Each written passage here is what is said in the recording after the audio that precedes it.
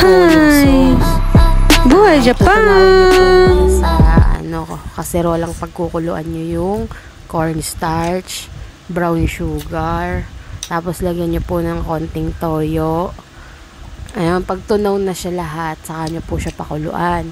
Yung cornstarch, tansyahin niyo po muna. Pagka kumulo na po, tapos medyo malabnaw pa din, gawa po ko ulit kayo nung cornstarch na may tubig, halo. Saka niyo po dagdag dun ng pakunti-unti para lumapot.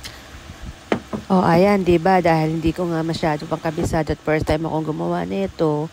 So, ayan, nasunugan nga pala ako ng kanyang sauce. Number 2, yung balat. Diba? Lagi ako dun nahihirapan, be. Pero ano lang po yun eh. Itlog, harina, tubig, tsaka mantika. Yung mantika talaga yung nakakapagpalambot dun para hindi siya nagka-crack. Tapos, ayun, piprito mo lang siya dun sa kawali na na hindi naninikit.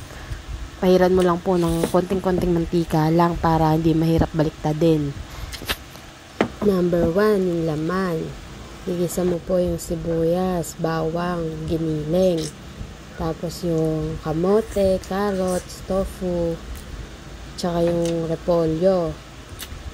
Tapos po, pag gisa-gisa mo, yun, lagyan mo lang ng shokosho, ganyan, bechin, patis, mga ganun.